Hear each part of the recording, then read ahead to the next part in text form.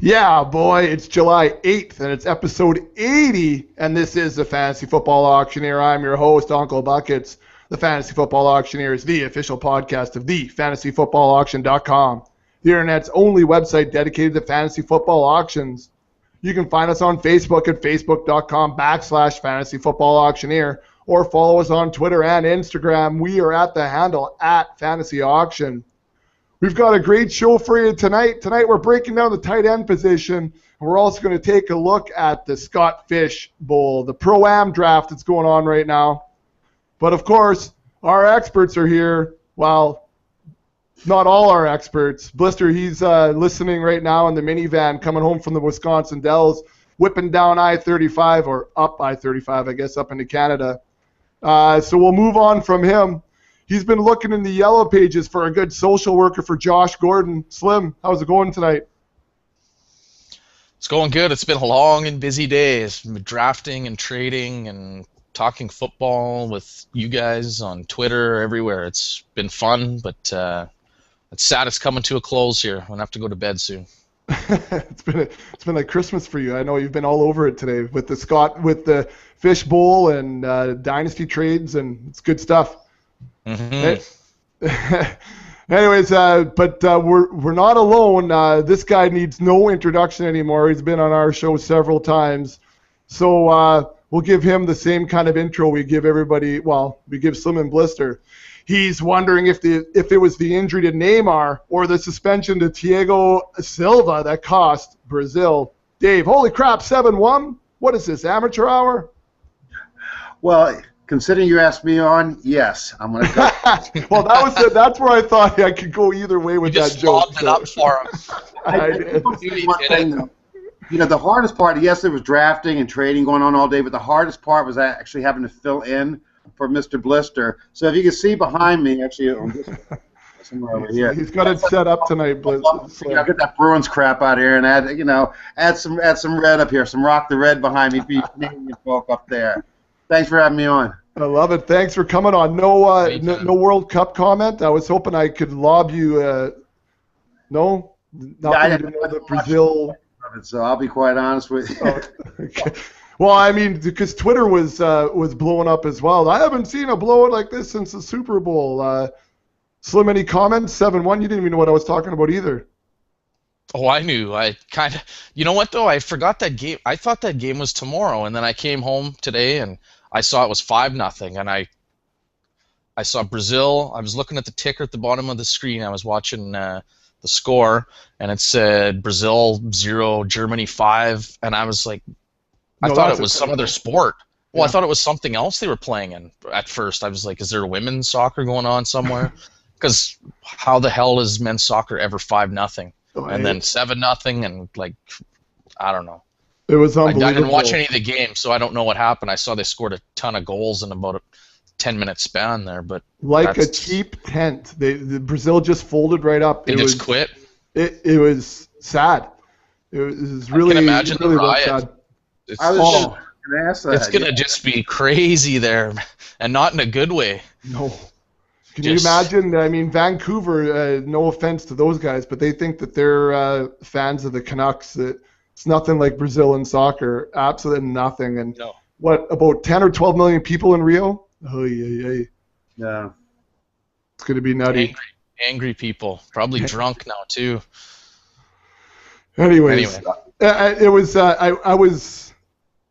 after the third goal, you just start, like, after the goals, you're just, like, standing up and you're walking out of the room, like, in disgust, thinking, like, this doesn't happen. You're expecting this epic game, Germany, Brazil, and 5-0 after 29 minutes or something. It's incredible, but anyways. You guys, neither of you watched it, so Chris and I sat and watched it, Slim. It was, well, we had beer and macadamia nuts that he brought in from Libya or something. I don't know. Anyways, that's true. That's true. He brought in macadamia nuts from Libya. I generally bring those when I attend a sporting event over at a friend's house. I don't know. They were wicked though. They were wicked. Anyways, I ate the whole bag. Nothing like a Probably- fresh macadamia nut in your mouth, eh? And the bag probably cost about What kind of $80. Canadian brew goes with that? No, I'm only kidding. It was pretty good. Actually, we were drinking Lionel Kugels. We were drinking some shandies with it, so it went all right. Oh, yeah. Anyways, enough of the soccer and whatever. Let's get moving on. If you guys are ready, then I'm ready. Let's cock the hammer. It's time for action.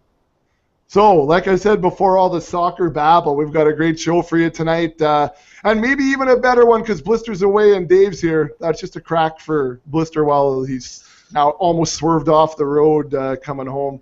We're talking the fishbowl tonight, and of course we're talking the tight end position. So, Dave, we just wanted to give you a shout out and a thanks for coming on with us yet again. I don't know, how many times is this now, Dave? Oh, it's been a good half a dozen so far. Yeah, it's been pretty good. So, I mean, he stumbled across us on a hockey pod, I think, at one point, right? Yes, that is correct. and now you got us playing Dynasty. Yeah, and you seem to be actually doing quite well at it. At least in your banter, it'll be fun to see as the season progresses how just some of the interesting things you come up with, the different trades and whatnot, and strategies. Well, and Dave, just to say, I was pretty pumped about the rookies I picked up. But that's the love of the auction, right? Oh, absolutely. My RBs are disgustingly terrible, but moving forward. Anyways, so Dave, just for those who are new to the show, why don't you tell listeners a little bit about where you're working these days? And I already had written it into the script because I can't keep track, and then you said that you're always moving forward, Dave. Tell them about where we can find you. Well, currently I'm at the fakepigskin.com. I will be there for as long as they will have me. Okay. Doing a little bit of everything, mainly going on shows and pimping their wares. Shows that'll happen. Yeah. Really bad shows, and basically just do a little bit of everything. Mainly stay in the Dynasty area, but also work. A little bit manage some blogs for Beast House Football, and let's see, Sundays are for football. I write an interview series over there, and the next time I'm on your show, I hope to have something a little surprise that I'm actually doing personally. I'll say that next time you have me on.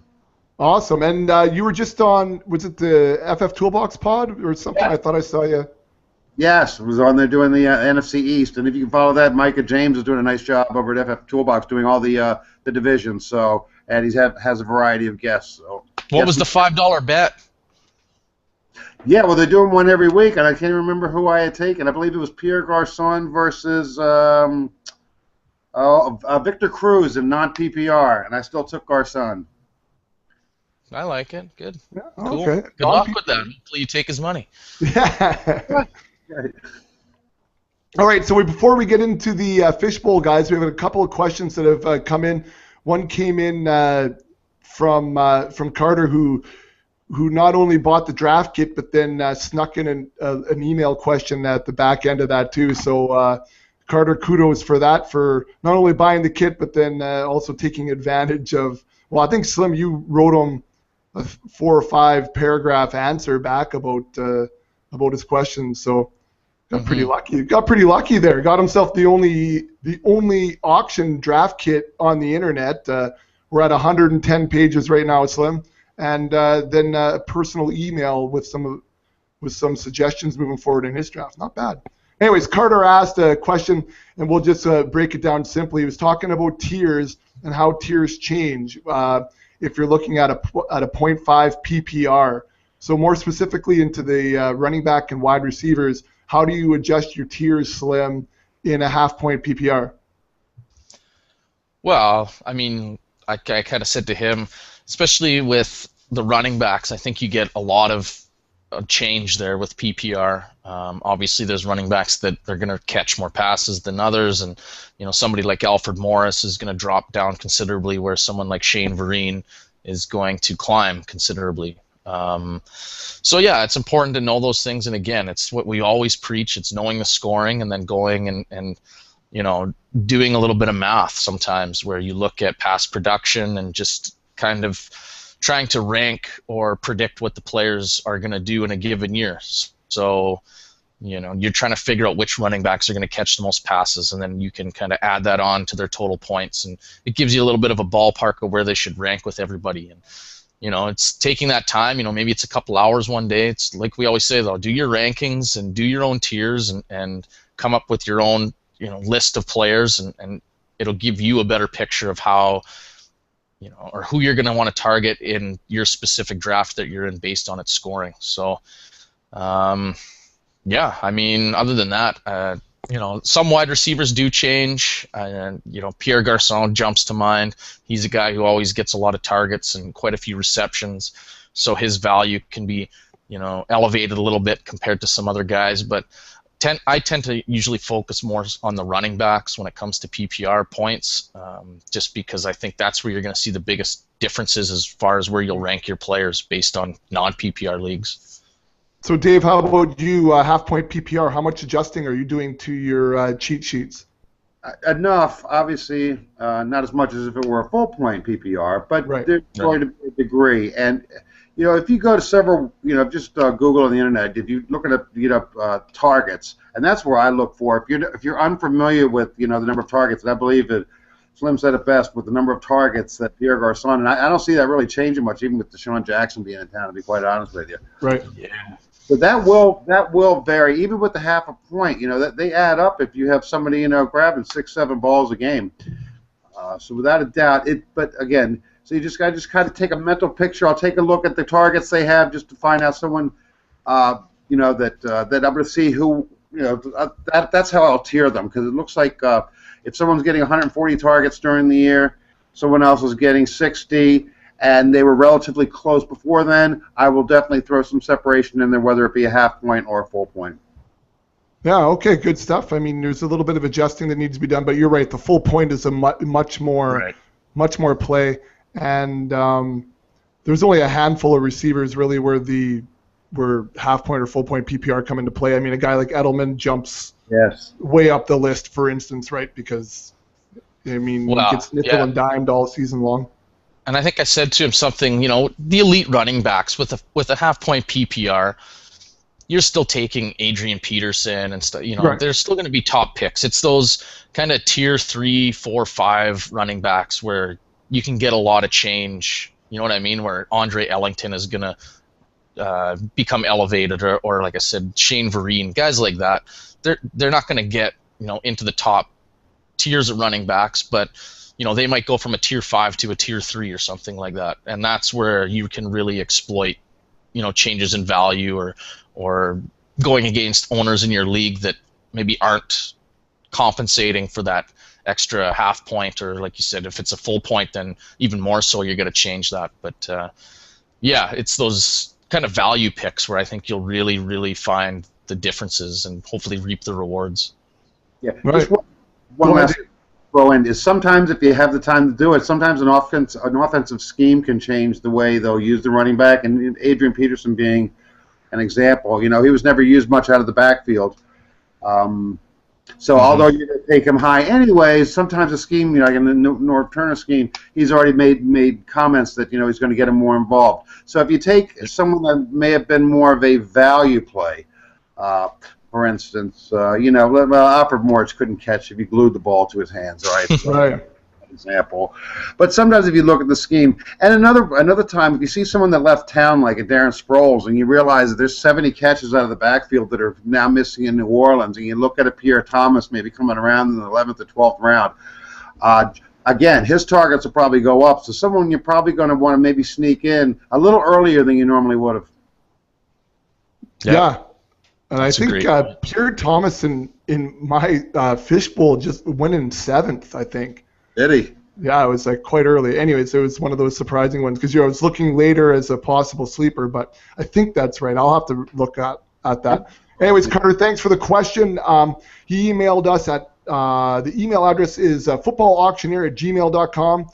So footballauctioneer@gmail.com. Or you can also ask us questions right on Twitter. Like we always say, at least a couple of us will answer you right away. Twitter handle is @fantasyauction. So our next question comes from Twitter. Jason Millett @Falkbird asks, at Fantasy Auction, can you guys talk about nomination strategies at some point in your pod? Like if you believe, and here's a, for instance, I guess, Slim, for you, if you believe a mid-tiered guy could be elite, do you nominate him early? Well, I think you got to know your draft a little bit. Maybe if it's someone I really, really want, I might not nominate him right away. I might try and throw somebody out that's maybe kind of valued roughly the same, just to see, kind of throw a little feeler and see roughly what the price is for somebody in that range. And then maybe with my next pick, if I like what I saw, then maybe I do that. You can kind of smoke screen a little bit, so that guys maybe aren't thinking that you're going to be interested when you throw them out. I tend to like doing that, especially this year. Even with the elite wide receivers, I find the first couple that come off the board, and it's kind of that U effect. For instance, I got AJ Green and Julio Jones. I found that they go for a little bit less than what I'm expecting in a lot of auction drafts, because guys want to spend on Calvin Johnson, they want to spend on Des Bryant, they want to spend on Demarius, and then they start to kind of freak out maybe a little bit when those guys are gone, and now they're going to overspend on Brandon Marshall or perhaps Alshon Jeffrey or somebody like that. And now you've found yourself getting Julio Jones maybe for less than all those guys. Right. So it's one of those things where, yeah, sometimes it pays to nominate somebody, that you think is elite early, especially really early. And if anything, it'll at least gauge kind of where your draft is headed. Are they going to spend big money early on studs? If that's the case, then you can wait and hopefully scoop up a ton of values, probably about 5, 6, 7 rounds later. Yeah, well, I agree. I think you can't. I don't think right off the hop can you put out, your guy, like this is my guy who's in tier 3 that I think has, wide receiver 1 upside, let's say. I don't think you can do that right away as your first or second nomination unless you're the 12th guy nominating and 3 guys out of that tier have come up already. I think it's important for you to see what's happening in that tier, or else you're going to run the risk of losing them and not getting them at the value that you're looking for. The example, and not that I nominated him, but the example of when Brandon Marshall, Slim, in our dynasty goes out, right? And the Bears fan jumps on him for 31, and then, I don't know, 25 nominations later, Alshon Jeffrey comes up, and in a dynasty, I get him for 31. And so the Bears fan's kicking himself because, like, if I would have known I could have got Alshon for the same price as Marshall. But that's that thing, right? You got to kind of watch that tier and keeping track of stuff too on the side with you, right? So that you know where stuff's going.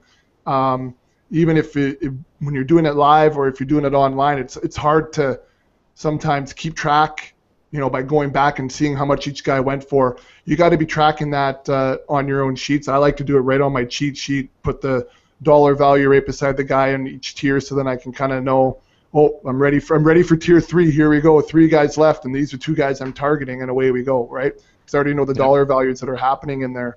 Dave, anything is in some of your experience with auctions about nomination strategy? Yeah, I like to set the tone right off the bat and throw out a kicker.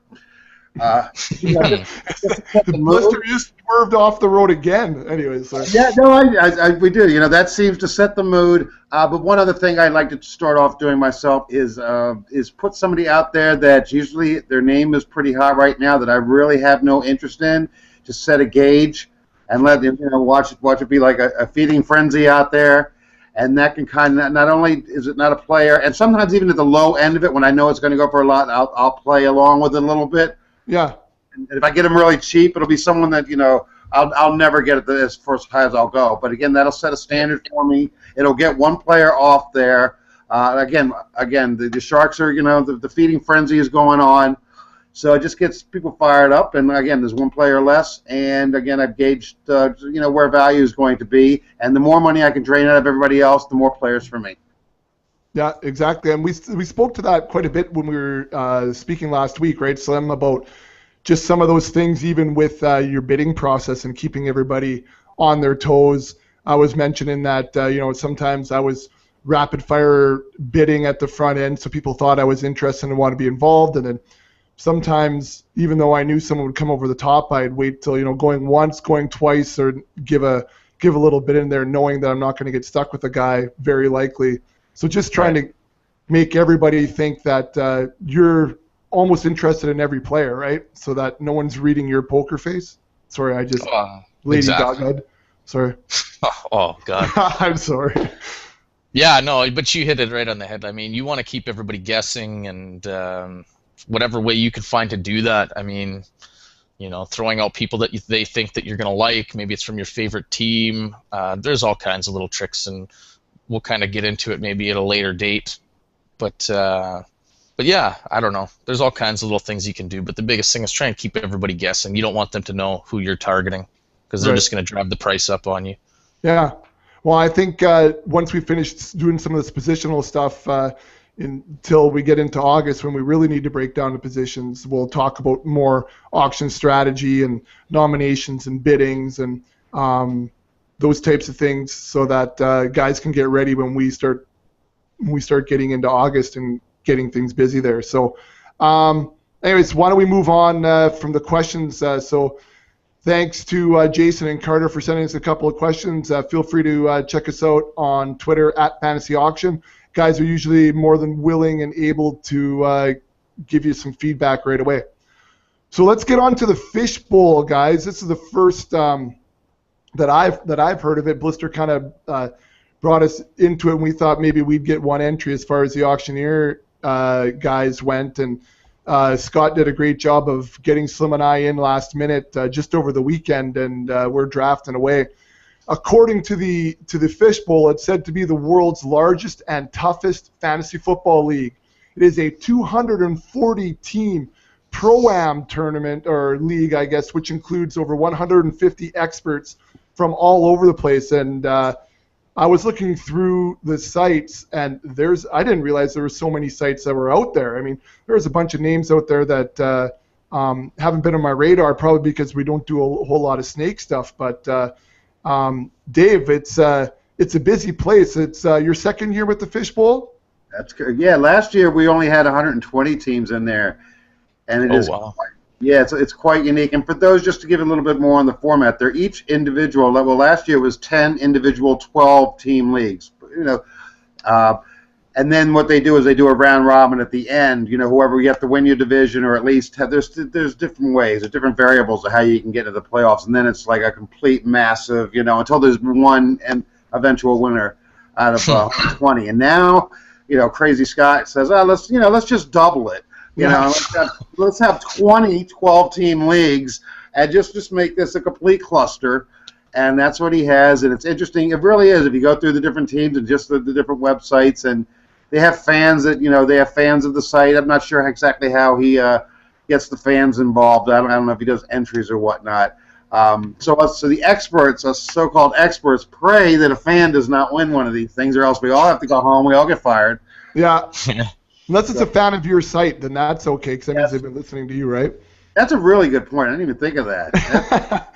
There's nobody, no one that I've seen has signed up as a fan of ours, so I don't know what that means. But I was going to say, and next year you're getting a spot. Well, we do have the fan league on our own, and Slim, we must be getting that getting ready to roll here for the July edition. So. Yeah, there's a way that people can draft with us. But this is a snake, so it's not something that, we're doing a lot of anymore, because we're really focusing in on the auctions. Blister does about 900 pools, so he does a lot of snakes too, and we don't want to make this a snake show. But it has been kind of interesting, and it is an interesting format with the flex position, Slim. So can you talk to listeners about the formatting, I guess your roster sizing? Well, yeah, it's a super flex. So you got 4 flex spots, and I don't know, how did you guys do it last year, Dave? As far as how many quarterbacks could you start in a flex? Could you start 2? Yes, you could start 2, and actually there was talk of being able to start 3 this year. And fortunately, that got pulled back just due to the lack of the position. Format's the same. It start at up to 3. Yeah, you could pretty much start up to 5. You could have 4 extra tight ends if you want. So yeah, the format's pretty much the same. And no kicker and no defense. Mm-hmm. So that makes every pick count. And sorry, I don't know. Slim, I don't know about you, but for the first little bit there, I mean, I had the 111 pick. If anyone's interested, I don't know if it must be open to the public that you can see it on my fantasy league. Hey, Dave. Yes. Yeah. So I'm in the comedy league, and I'm in the Bluto division. So it's a good picture of Belushi on the header. I like that. I was at the 111, but like I said to you, Slim, looking forward, I'm like, 111. I think I kind of know more or less who I'm going to be able to take at that spot, and then on the turn, well, I'll probably get so and so. And I found that there wasn't a whole lot of thinking until I got into round 4. Then I realized maybe, I don't know if it's a big value at quarterback, but that kind of started to change things a little bit for me too. But it sure felt slow, even though it is a quote unquote slow draft. It felt slow not being engaged in every single pick. Yeah, I agree. I mean, some drafts are better than others as far as speed. I mean, we were complaining, or I've been whining all evening, and maybe more so publicly this evening, because yesterday was the first evening we did it, and I kind of just was pouting around the house about how I was just wanted to make some picks and let's get this going. And speaking of around the house, Slim, I saw the Instagram pic of Mrs. Slim sporting the FFA T-shirt, so that was it's cool. Well, anyway. I came home today and she said, yeah, and she was wearing the T-shirt, and I said, oh, yeah, right, what's going on? Well, I was out for a walk. Actually, I took a picture of it, and I was going to Instagram it to Beckett, and I said, oh, you should. He'll eat that up. I guarantee. We're potting tonight. I said he'll mention it on the air for sure too. Well, if you do. There you go. And there it was. So there it was. Anyway, sorry. She'll be happy.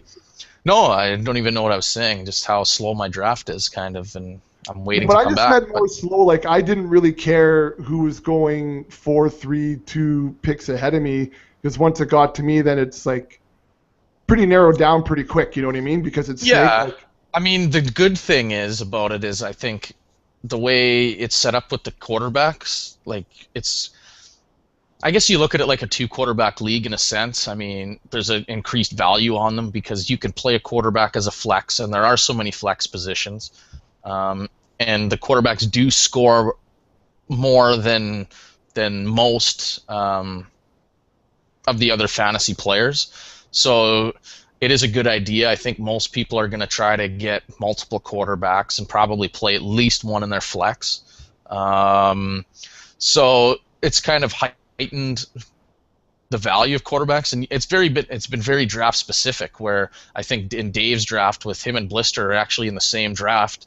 Quarterbacks were going in the first round, quite a few of them. Second round, quite a few. In my draft, the top elite guys went early, and then nobody really picked any. There was a couple here and there, but at the 5th round, 9 of the 12 picks in the 5th round were all quarterbacks. Yeah. So, I mean, early on, I was just drafting more or less based on ADP, where I was. I was picking, I had the first pick. So, obviously, I took McCoy. I could have went him or Charles. I was on the fence about either one. I took McCoy. So then I wasn't picking for 24 picks. So when it got to me, it was, okay, what's the best value here? Who's still around? And I ended up with Levy and Bell, which didn't really plan on taking another running back in that spot initially, but with what was left there was kind of a run on running backs. I thought, you know what, I'll take one here. I can get wide receiver depth later. There's still tons of guys out there at wide out, but that's kind of how it went. Yeah, it wasn't much, thinking, like you said, as far as just going based on what the ADPs were, what values were. So now it's going to get a little more interesting because you're going to see guys like myself. I don't have a quarterback yet. It's slim pickings. Yeah. I'm probably going to have to maybe reach for 1 or 2 guys that there's no way Alex Smith would normally go in the 6th round of any draft, but you're going to see it in. Yeah. He just went to 602 in my draft a few picks ago. So that just shows you the premium that's being put on quarterbacks by a lot of people in this pool. Yeah. So Dave, how's your team looking so far? Well, just one other thing, you have to be more specific depending on how you want to strategize this. If you get stuck at the turn or stuck behind the turn, and you don't have your game plan in a row. Let's say if you're looking at your quarterbacks, that's why I think you'll see a lot of people that are at the turn reach a little bit, because you're going to wait, 20 plus picks before coming around, and by the time you come back around, you're stuck with Geno Smith, or even you may have to reach for someone that maybe a Bridgewater that you anticipate, or a Manziel or something like that. I mean, it can get a little crazy, and some people I've seen stuck with get 0 quarterbacks, and really have to reach. So that can get a little bit crazy. I'll just quickly go through. We've gone through 6 picks, but I went with trying to get 2 premium quarterbacks, but I had the 111 spot, and I love the advantage of Jimmy Graham. Just based on where he is versus, I want that advantage. Both, Gronk is, Gronk, who knows, how many games he's going to miss. And then as we're going to go down a little bit further, we'll see the different tiers, though. So, I had the 111, and I knew I was going to be able to come back. I was able to grab, the quarterback started going, so I was able to get Matt Stafford, of all things, at the 2-2. Oh, yeah. That's how quickly. So the ones above it that went in the first round. Yeah. But then 311, I came around. I grabbed Randall Cobb, and then I had the turn again with the 4th pick, and I grabbed Tony Romo, because then the quarterbacks were literally. I mean, if I wanted 2 decent ones, that was going to be my chance to forever hold my peace. And then I came back around, Michael Floyd in the 5th round at 5'11", and then I finally got my first running back, and now here's where I'm going to be hurt, and is Chris Johnson. I managed, we'll see. Little Chris Johnson. We're all going to be hurt somewhere, but I actually do like Chris Johnson a little bit this year, but it's going to get there. I'm going to be able to have to play it where I'm going to be doing a lot of mixing and matching come running back time, which I think is probably going to be one of the easier positions to do. Mm-hmm. And that's fine, yeah, for sure. I mean, there's going to be some guys later, and that's why, I don't know, I kind of wanted to go wide receiver early. Mm-hmm. And I don't know, Dave, what's your opinion as far as taking a quarterback in the 1st round? I mean, I know it depends on where you pick. Like, if you're picking 101, 102, you're probably not. Actually, in our draft, I think the 102 was a quarterback. It was Peyton Manning, I believe. But, I mean, I just have a hard time taking one in the 1st round. I feel like I could get a really elite skill position player, and I can get a really good quarterback in the 2nd if that's what I want to do. Here's our first 5 picks in mind. Peyton Manning, Aaron Rodgers, Shady, Jamal Charles, and Drew Brees. Wow. Boom, boom, boom. So the guy at the 104 gets Jamal Charles. Yeah. And I'll just give you mine real quick. Our first quarterback didn't go till 107 with Aaron Rodgers, then won 108, Drew Brees, 109, Peyton Manning, Andrew Luck, 112, and then I came through with Matt Stafford at 202.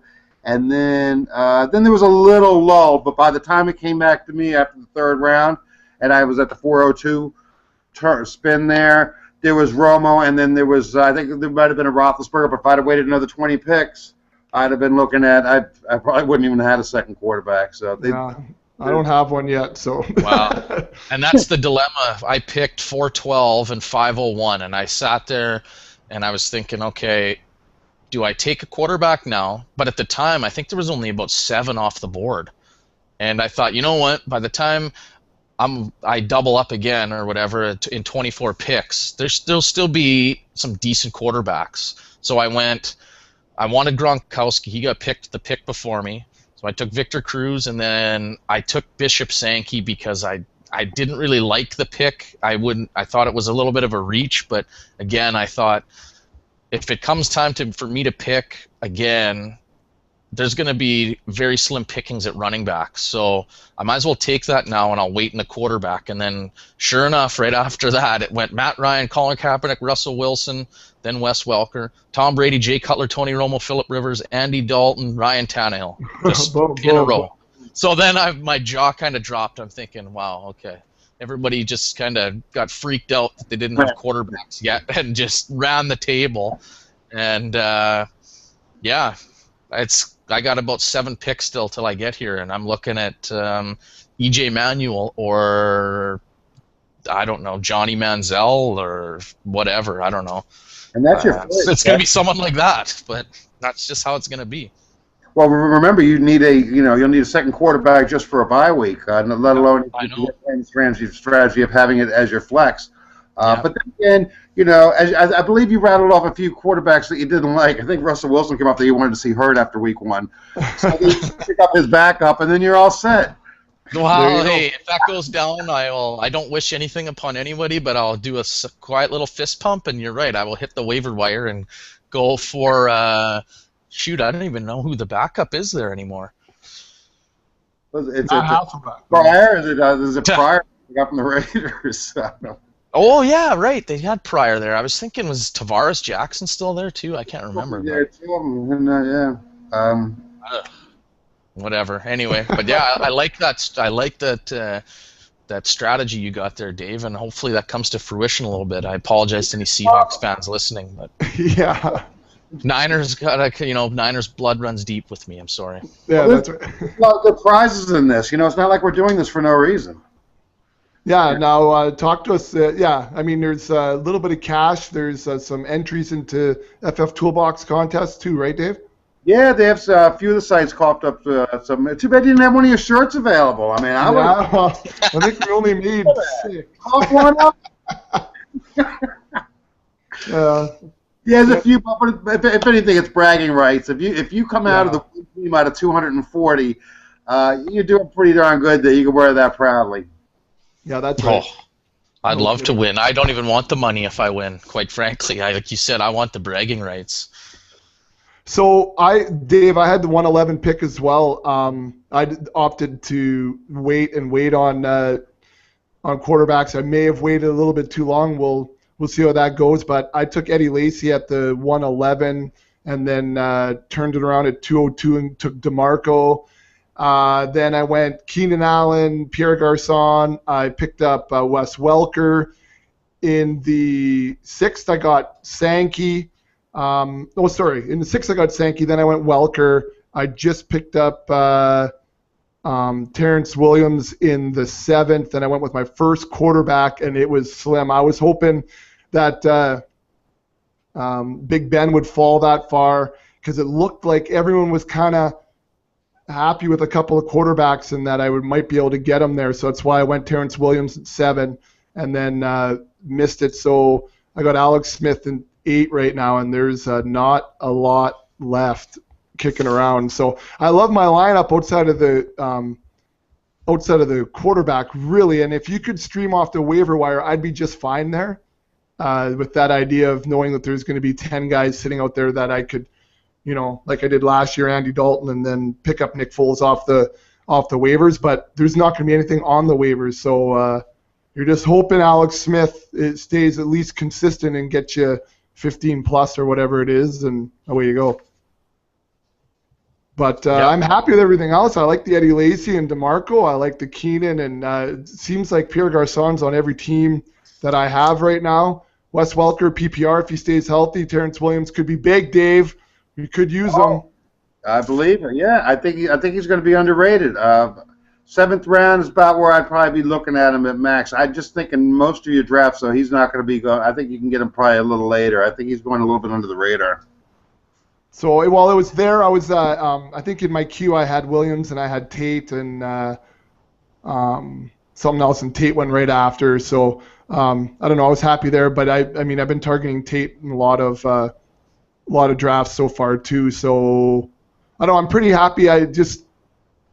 If quarterback kind of pans out, and we'll see what happens here. I don't know what I'm going to do with the 9th round pick, but this is where the thinking really comes in, especially like some we were talking the format of being able to play a second quarterback. All of a sudden, it changes changes what ADP actually looks like.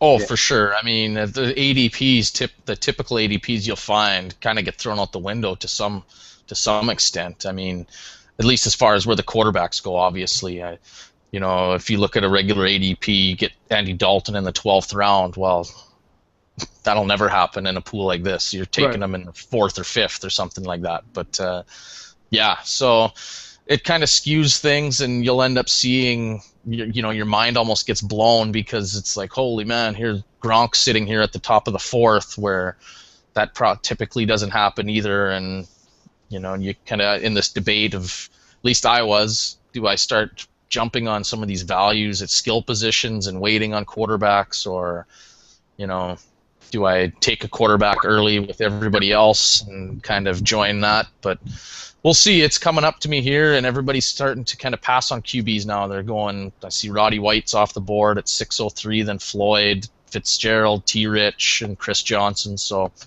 who knows? Maybe it's cooling off a bit, and I can only take one, and I'll grab another skill position guy, and I'll wait 24 more picks and scrape the bottom of the barrel, take the rust off of her. I do need to give props to our league because we are moving quick, which I am enjoying. So we're already in. Are we venturing into round 9 already? No, almost. We're waiting on the 809 pick right now. So that's good stuff. It's moving quick. Lamar Miller just went at the 808 to the FF Ghost, the fantasy football Ghost, Dave. Yes. Yes. Yeah. Him and his innovative. I didn't want to say too much because I play with him in another competitive league, so I don't want to say too much. Yeah. Oh yeah. No, I know. I just from the DLF, so I thought one of your peeps. Correct.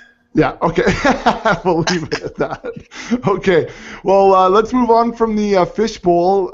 Again, they can check that out on My Fantasy League. It's and on Twitter, it's hashtag 2014 SFB. There's a lot of action going on there. There's a ton of experts on there and a ton of fans on there. 240 of us in total. So if you want to check out snake stuff, but if you want to take a look at different writers and, podcast hosts and what they're doing with their teams, by all means, check it out over there. There's a ton of guys going on. Anyways, let's move on to the tight end position, guys. Again, Slim, we've been talking about that addition you made to the draft kit. So we put out the first free update of the draft kit July 1st. I got it out. Happy Canada Day to me. And so we got that out. It included these charts that we're talking about and some breakdown of the charts. So taking a look at the tight end position, where Slim broke down the auction cost in dollars versus the total fantasy points, and then plotted guys according to their tiers. Now, we've seen previously, Slim, that there's a pretty clear-cut trend when looking at positional guys and their tiers. What about the tight end position? What did you find out here as far as tiers and values and total points? Well, I think it's kind of what we expected. I mean, you see Jimmy Graham is statistically, he's way ahead of everybody, but he's also way ahead of everybody in terms of price. So that's where you get the risk reward, or what's his relative value. If you can get him for a decent price, and this was last year, by the way, where his price was probably, like, now you're looking at he's got about a 33% increase, I would say, on what you're going to pay for him. If you can get him for under $40 in an auction league, you're doing great. I haven't seen that yet, actually, in any of the mocks that I've done, or even any of the leagues that we're in. So yeah, and last year he was going for under 30 easy. So you got your work cut out for you. You're going to spend some cash to get Jimmy Graham this year. But yeah, if you look at the other guys, I mean, it seems that every tier has guys that's capable of being a top fantasy tight end. It's just a matter of, can you find these guys? Last year Julius Thomas emerged, Jordan Cameron. Someone like Greg Olson, even Martellus Bennett jumped in there, Charles Clay. These were guys that maybe, they weren't going for anywhere near what Gronk and Graham and Witten, Gonzalez were going for, but yet they still produced kind of on level with those guys. The top guys, I mean, it shouldn't be a surprise. They're the safest bets. Last year Gonzalez, you would have paid money to get him. He finished as, the number 2 tight end. Gronk was on pace to do that as well, coming off an injury. If you look at his fantasy points per game, he was right up there with those guys. Obviously, Vernon Davis had a great year, and Witten was right up there too. So those were the guys that went for the biggest money. Those were the guys that produced. So it's kind of indicative at the tight end position there. But again, if you don't want to spend that big money, you want to save, there are guys that are going to be out there for $1 or maybe even undrafted, and it's just a matter of can you find them. The odds are less that you will hit on those guys. If you look at these lower tiers, there's a lot of guys that don't produce. Yeah. But if you're streaming and you want to stream somebody like Delaney Walker with somebody like Heath Miller, maybe not a bad option. You can mix and match and get 2 cheap guys and hopefully piggyback their performances week in and week out, and then they'll score as consistently as somebody like Jordan Cameron, perhaps, or something like that. So it depends on what strategy you decide to implement and how you feel about your budget. But yeah, there's values to be had out there, and you don't necessarily have to pay the big money to get decent production or elite or near elite production. Well, what I looked at when looking at this, it's like either you're going to spend $10 or more on a tight end, or spend $1 or $2. But Right. don't spend don't hunt for those guys that are $5 or $6, because it's going to be a struggle right there. Just as much a struggle as it would be streaming 2 $1 guys. Yeah, no, you're totally right. That's it. I think there's no difference between spending $1 or spending $6 on a guy, Right. like you said. Right. So if it's for me, I'm gonna save the $5 and use it somewhere else then. So Dave, I was just going to call you the tight end expert. You take that for what it's worth. But you're a guy who enjoys tight ends, Dave. Yeah. If you remember, I just want to bring up this one point here. And if you remember, one of my claim to fame is the first show I was on with you, gentlemen. That's right. Was the tight end show. And do you recall that I had my best sleeper, a tight end, was that guy that no one had heard, that guy from Washington, D.C., named Fred Davis? Oh, Fred Davis. No, I don't remember that. Yeah, that was. It's okay. It didn't happen. No, but the guy behind him turned out to be all right, though. No, so you would have had to back him up with Jordan Reed, right? Yeah, that's right. Well, and Jordan Reed and my snake in the fishbowl, I think went 2 rounds ahead of Vernon Davis. Just saying. That's interesting. Yeah. Well, Vernon's on a little bit of a temper tantrum now, so we'll see where that gets him. I don't know about those 49ers, No, they're divas now. A little bit of winning, and it's gone to their heads, right? It's idiots. So, Dave, as far as tight end position, what are, I guess, some trends you're seeing, as we move forward into the 2014 draft season? No, I like it, and you pretty much summed it up. If you're not going to go, and even Jimmy Graham is about as safe as you're going to get. I'm looking at this chart. Gronkowski. That it's going to come with the price and with a bit of heartburn, because let's face it, the guy has a hard time staying on the field. You have a Vernon Davis we just mentioned doing a holdout. Jason Witten, he's my favorite. I'm a Cowboys fan, and he's my favorite. Oh, sorry. He's my buddy. But you have Kevin Escobar that's starting to come up through the system. In a redraft format, he may have 1 more year left, but you're still going to pay a little bit of a price for him and run a bit of a risk, because he only had under 80 catches for the first time in forever for him last year. So is that regression, or was that the system? So I like what you're saying. It's either you're to risk it with go big or stay home. And I'm looking at Delaney Walker. I was a Dennis Pitta owner in a couple leagues last year, and I just I was screwed. I was looking around, and then I'm you kind of filtering through what's left out there, and I stumbled across this Delaney Walker, and I'll tell you what, he saved my rear in a couple leagues. So you can find him if you get really lucky. You just look at systems, and you know what? If one doesn't work, throw him back and grab another one. I'm looking at Julius Thomas was in the $1 pool last year, right? What's that? I'm looking at Julius Thomas here. If I'm reading that, where am I reading them there, Slim? Must be my eyes. What's that? On your chart here that you have here. Julius Thomas, untiered, yeah. Yeah, no, I picked him up in week 1 on waivers, actually, and it was lucky because I had Gronk in the draft, and I ended up with Julius Thomas. I bought him on waivers on our blind bidding, and I rode him for most of the year, right? Because Gronk was out at the beginning and then out at the end, and I made it to the finals because of somebody like Julius Thomas and his touchdown production. So yeah, I would have been screwed if I didn't have somebody like that. At the tight end position, and I won the finals. So I mean, I don't know. Sorry, just had to. What do you say? Tight ends don't invent. They don't. Yeah. Well, so got to hold through our whole argument. No, you know what? Actually, I think what the argument is, though, Slim, is that spend your money elsewhere and nickel and dime it. I think that. I mean, unless you're going to go Jimmy Graham. Yeah. Right. Yeah.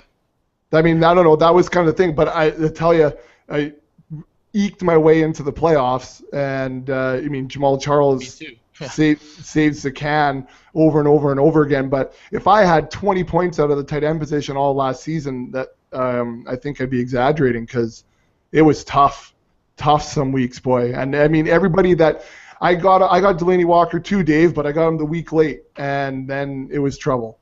So it was tough sledding when it came to tight ends. But my running backs made up for it, and getting lucky and getting Nick Foles off the waivers, all that helped everything. Go ahead, Dave. I was just going to say one other thing just to keep an eye on, just a trend that I've noticed. You're going to see a lot of tight ends going redrafts, rookie tight ends, I should say, this year. You're going to have the Ebrons and the Jenkins, and down Tampa Bay, the big target down there. You're going to rattle them off. I mean, let's talk about Rich Rodgers now has supposedly emerging out of Green Bay. Right. Holt Lyerla still sticking around there, and they're all going to be flavors. Now, one thing I like to do, and I hope none of your audience hears this, but I always like a tight end generally doesn't break out at least until his second year. So I'll look for a situation in this case, like in Philly without Deshaun Jackson. Is Riley Cooper going to be that red zone? Because remember, Riley Cooper, what saved his butt last year was being that red zone target. And in games at the end of last year, Zach Ertz was starting to become the Riley Cooper towards the last few games of the season. So if I'm going to try to be smart about this, I'm going to be looking at a second or a third year breakout player that could possibly have had a situation change or be in a different situation, and I'm going to roll my dollars there and just keep my fingers extra crossed. Well, that's a good point too, because a lot of the elite tight ends we've seen over the last, say, 10 years, they've hit the stage in their second year. Guys like Jimmy Graham, Antonio Gates, their second year was when they really broke out and showed what they could do. And that's why, like you said, Dave, I love Ertz this year. I'm intrigued to see what Eifert can do. I think he's poised to start pushing Gresham out of there for good. And Jordan Reed's another guy. If he can stay healthy with the concussions, I think those three guys are poised to be top 10 tight ends this year, all three of them. And I agree. Ebron, guys like that, they're a year away, man. If you're in a dynasty or something, I'd be stashing them on a taxi squad even if I could, just because I don't want to waste the roster spot on them right now. And I'll spend $1 or something on Charles Clay and let Ebron sit for a year and learn the ropes, and then next year hopefully look forward to those guys really breaking out for me. So, yeah. Yeah, in a dynasty format is completely different, and you kind of build your tight ends through. You'll have a veteran. Even last year in one league, I took a Tony Gonzalez, but I filled him with like 3 rookies, and with the hopes that they're going to break out the second year. But I'm looking at another one. We have Safarian Jenkins down in Tampa, and I'm looking at Tim Wright is even being drafted, and he came on and he was fairly serviceable last year down at Tampa Bay. Just players like that people are just completely forgetting about. If you're going to wait, take a risk and throw $1 out, or going to wait for the waiver wire, don't forget these players, and don't always get hooked up with the latest rookie, because they don't always pan out, especially in the tight end industry. Interesting. Well, I mean, and I think that's a good thing. Maybe the play with that nomination thing, Haslem, when it comes to the auctions, is some of those rookie guys, and the guy that walked in with the magazine under his arm, right, is all going to be, Ebron, right? And maybe that's where you can flush some money out. I don't know. Would you do that early, maybe, just to try to? Sure. I mean, well, You always I don't think it can hurt. I mean, like you said, in redrafts, I think it's never a bad thing to go with a receiver, rookie receiver, nominate them.